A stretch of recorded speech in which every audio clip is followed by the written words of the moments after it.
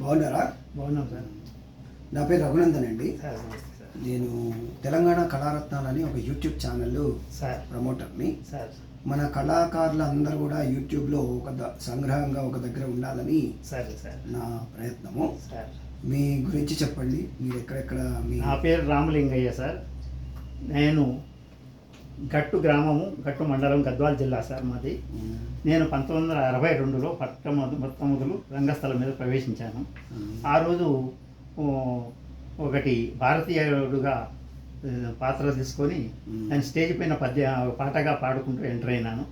ఆ తర్వాత శ్రీకృష్ణ రాయబారం, అందులో కృష్ణుడు, అర్జునుడు, దుర్యోధనుడు, కర్ణుడు, అశ్వత్థామ. అంటే ఒక్క నిమిషం, మీరు పుట్టినప్పటి నుంచి మీ తల్లిదండ్రుల పేరు దగ్గర నుంచి చెప్పండి మా ప్రేక్షకులకు. మా తల్లి పేరు గౌరమ్మ, మా తండ్రి పేరు శివప్ప. పెద్దవాళ్ళు చెప్పండి. ఆ తర్వాత నాకు 62లో ఈ రంగస్థలంలో ప్రవేశం జరిగింది. అప్పుడు భారత వీరుడుగా, అప్పుడు చైనా యుద్ధం ఉండే, దాన్ని పురస్కరించుకుని ఒక పాట పెట్టి దాని ద్వారా నేను రంగస్థలంలో ప్రవేశించాను. లేరా భారత వీర కుమార, సిద్ధముకార భారత వీర, హిమాలయములు క్షమాలయములు యుగాల తదుపరి ఆహ్వానించను, మరి ఒక భారత యుద్ధమే వచ్చను. లేరా భారత వీర కుమార, సిద్ధముకార భారత వీర. చాలా మంచి వాయిస్, బాగుంది అని ఈ విధంగా అనుకుంటూ దాంతో ప్రారంభం చేశాను. తదుపరి కృష్ణ రాయబారం నాటకంలో దాదాపు కృష్ణుడిగా వచ్చేసి నేను ఒక 100 సార్లు వేసాను కృష్ణుడిగా. అర్జునుడిగా ఒక 50 సార్లు వేసాను. కర్ణుడిగా 20 సార్లు ఆడాను. దుర్యోధనుడిగా ఒక 20 సార్లు ఆడాను. అశ్వత్థామగా 50 సార్లు ఆడాను. అయితే సత్యహరిశ్చంద్ర నాటకంలో మాత్రం హరిశ్చంద్రుడిగా కాటిసీన్ 150 సార్లు ఆడాను. విశ్వామిత్రుడిగా 350 సార్లు ఆడాను. నక్షత్రుడిగా ఒక 10 సార్లు ఆడాను సార్. తర్వాత రామాంజనేయ యుద్ధంలో శ్రీరాముడిగా 10 సార్లు ఆడాను. సీతారామ కళ్యాణంలో విశ్వామిత్రుడిగా ఒక 5 సార్లు ఆడాను. తర్వాత గయోపాఖ్యానంలో కృష్ణుడిగా ఒక 50 సార్లు ఆడాను. బలరాముడిగా ఒక 5 సార్లు ఆడాను. శ్రీకృష్ణ తులాభారంలో నారదుడిగా ఒక 50 సార్లు ఆడాను. బసవేశ్వర చరిత్రలో ఒక బసవేశ్వరుడిగా, నందీశ్వరుడిగా 20 సార్లు ఆడాను సార్. తర్వాత శ్రీ షిరిడి సాయిబాబా పూర్తి నాటకంలో దాంట్లో సాయిబాబా క్యారెక్టర్తో 20 సార్లు ఆడాను. షిరిడి సాయిలీల నాటకంలో భాగవతి క్యారెక్టరు ఒక 20 సార్లు ఆడాను సార్. బాలనాగమ్మ నాటకంలో కార్యవర్ధి రాజుగా 100 ప్రదర్శనలు ఇచ్చాను సార్. తర్వాత చింతామణి నాటకంలో భవానీగా ఒక 10 సార్లు ఆడాను. బిల్లమంగళగా ఒక 30 సార్లు ఆడాను. తర్వాత మధుసేవలో విశ్వాసరావు క్యారెక్టర్గా 10 సార్లు ఆడాను. ఇక తెలంగాణ సాహితీ సంస్కరణ దాంట్లో రామదాస్ పాత్ర ఒక 5 సార్లు ఆడాను. గద్వాల సాహితీ వైభవంలో దాంట్లో ఆస్థాన కవిగా ఒక 2 సార్లు ఆడాను.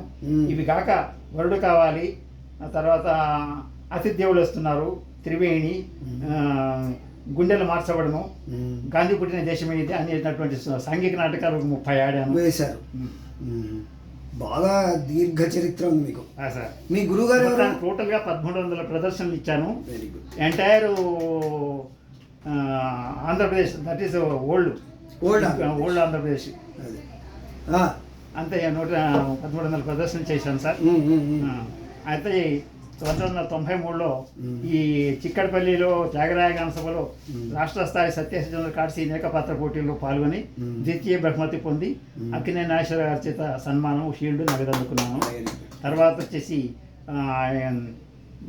ఈ హైదరాబాద్లో ఒక సంస్థ వాళ్ళు నాకు ఎన్టీఆర్ అవార్డు ఇచ్చారు. తర్వాత ఈ చీరాల్లో పృథ్వీ వెంకటేశ్వర్లది అవార్డు ఇచ్చారు నాకు. అందులో రాముడి క్యారెక్టర్ వేస్తే వాళ్ళు రాముడు పృథ్వీ వెంకటేశ్వర్లు వేసేవాడట. ఆ నుంచి ఆ విధంగా నాకు పృథ్వీ అవార్డు ఇచ్చారు. తర్వాత ఇప్పటికి కూడా నాటకాలు ఆడుతూ ఉన్నాను సార్. మీ వయసు ఎంత ఇప్పుడు? నా సంవత్సరం 76 సార్. 76 సీనియర్ కళాకారులు. మీకేమైనా సంస్థ ఉందా? సంస్థ ఉంది సార్, శ్రీ రాఘవ నాటక సంస్థ అని ఉంది. తర్వాత అది కాక నేను జిల్లా రంగస్థల కళాకారుల సంఘానికి నేను అధ్యక్షుడిని సార్. అధ్యక్షుడు. రంగయ్య అంటే మీరేనా? రంగయ్య గారు నా పేరు రామలింగయ్య. మీరు రామలింగయ్య గారు? అవును సార్. రంగయ్య గారు అంటే వేరు. రంగయ్య టీవీ రంగయ్య ఆయన గవర్నమెంట్ ఆఫ్ ఇండియా ఏదో చూస్తున్నారు. ఇంకా మాస్టర్ ఇంకా చెప్పండి. ఇంకా ఏం చెప్పమంటే చెప్తాను. ఇక కొన్ని ప్రదర్శనలలో మీరు పాడినటువంటి పద్యాలు మా ప్రేక్షకుల కోసం పాడండి. అచ్చా అచ్చా అచ్చా, సరే పాడతాను సార్. మంచిది కావాలా? మంచి నీళ్ళు అంత అవుతారా? ఏమవుతుంది సభ్యులారా, ఏమిటికి కాకిగోల? ఒక్క క్షత్రియాదమును బొంకింపంత రాద్ధాంత సిద్ధాంతము గావింపవలేనా? ఈ మూర్ఖుడు ప్రజలకై ప్రజలాడుతున్నాడు. ఒకవేళ నేను హరిశ్చంద్ర బొంకింపజాలకుంటేనని హిమశైలంబున వాయుభక్షణుడనై మృత్యుంజయూర్చి దివ్యమతిని చేసిన తపఫలములందు అర్థాంశము ధరబోసి వహింపెక్కు మహాయుగంబులు అమిత శ్రీలయ్యేలించి స్వర్గమునందీశ్వర రాజపీఠమున ఆ రాజోత్తమున్ నిల్పద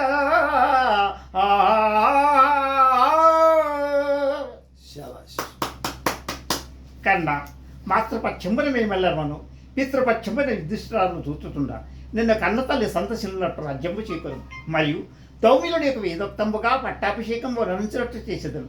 అట్టి పట్టాభిషేక మహోత్సవ సమయమునను వ్యజనంబున్ ధరియంతు ధర్మజుడు దివ్య క్షత్రమును బట్టు వాయుడు అశ్వంబుల త్రోలు పార్థుడు అభిమన్యుండుని అంకమంతుండ భూప్రజలెల్లన్ జై జై జై అని జయవెట్టంగా నీకు జరుగును పట్టాభిషేకంబు భానుజా. ఆద్రేయులును ద్రౌపదేయులును నేను యాదవుల్ వెంటరా నీకు జరుగును పట్టాభిషేకంబు భానుజా.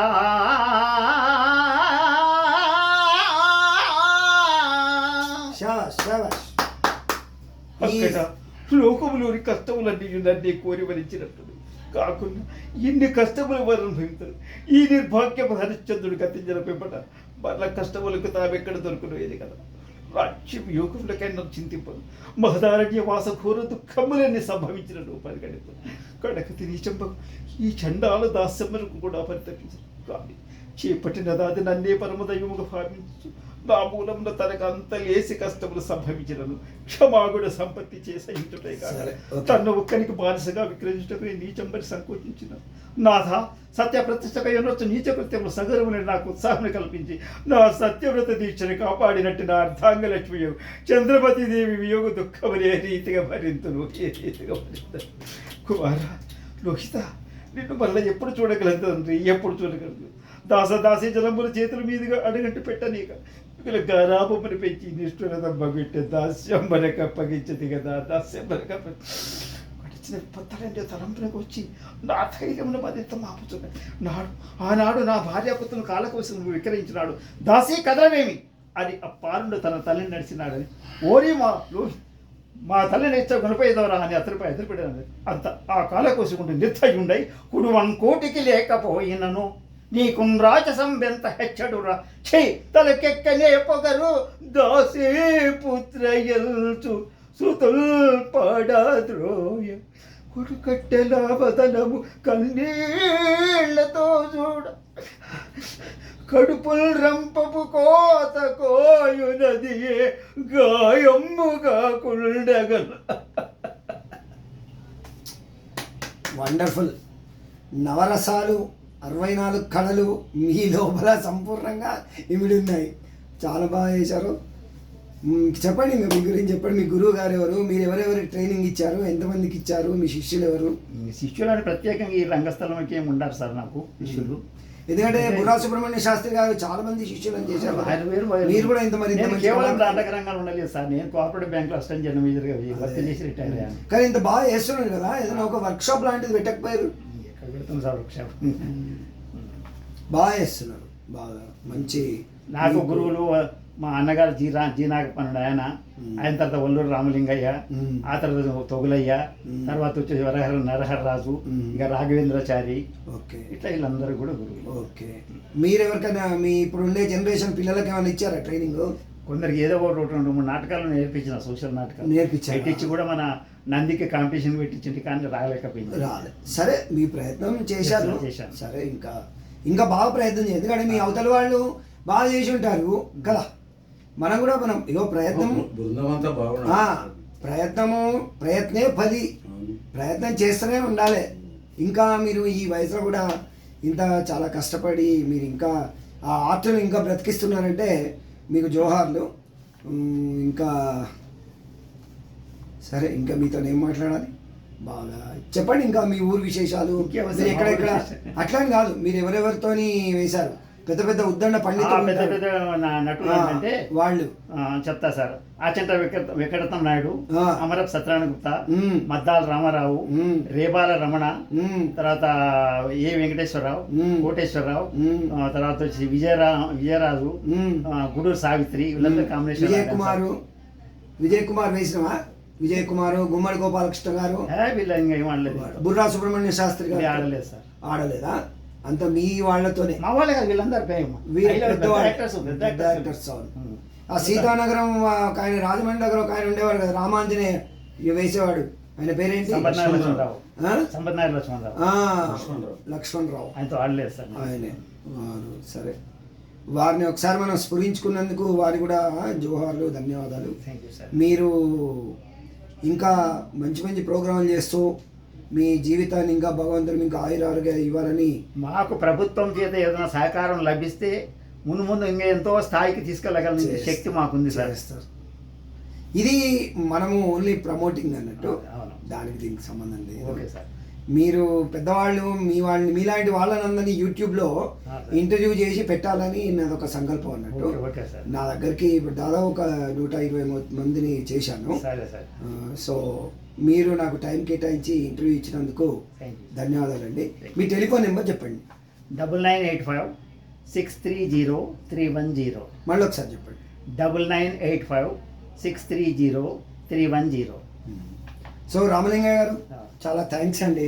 మీరు మా తెలంగాణ కళారత్నాలు యూట్యూబ్ ఛానల్కి మీరు మంచి టైం కేటాయించి ఇంటర్వ్యూ ఇచ్చినందుకు థ్యాంక్ యూ, ధన్యవాదాలు.